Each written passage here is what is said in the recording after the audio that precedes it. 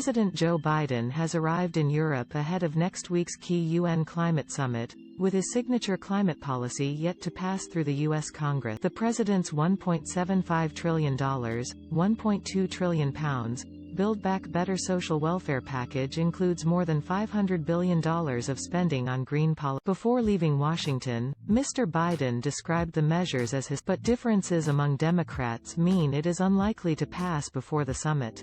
It's a framework that will create millions of jobs, grow the economy, invest in our nation and our people, turn the climate crisis into an opportunity, and put us on a path not only to compete, but to win the economic competition for the 21st century against China and every other major country in the world, Mr. Biden said in a TV address. Build Back Better covers a wide range of extra funding for health and childcare, education and clean energy reforms. The green spending would seek to dramatically slash U.S. greenhouse gas emissions by 2030, provide new tax breaks for electric vehicles and roll out installation of solar panels on American homes. The president had hoped to have the package passed in time for the global COP26 climate summit, which begins in Glasgow on Monday. The package is linked in Congress to a separate infrastructure bill worth $1.2 trillion. The infrastructure bill has passed through the evenly split Senate, but some left-wing Democrats want changes to Build Back Better before agreeing to pass the infrastructure legislation through the House of Representatives and say both bills must be voted on in tandem.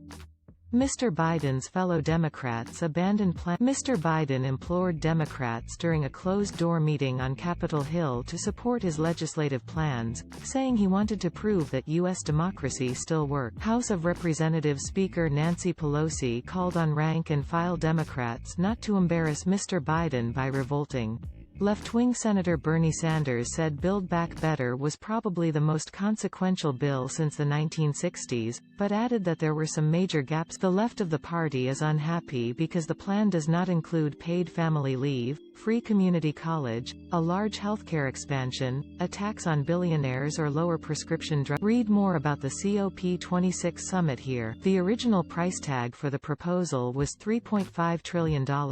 But it has been cut in half at the insistence of two centrist Democratic senators who could doom the bill in the Senate. The objections by Joe Manchin of West Virginia and Kyrsten Sinema of Arizona have infuriated the left of the party. On Thursday, Mr. Manchin and Ms. Sinema issued lukewarm statements that still decline to back the president's stripped-down bill. The House will not vote on the infrastructure bill until next week at the earliest.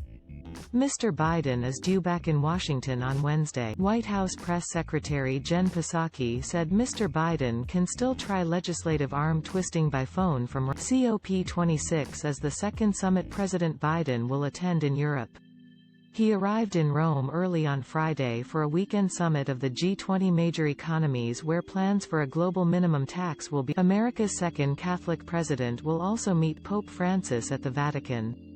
He heads to Scotland on Sunday.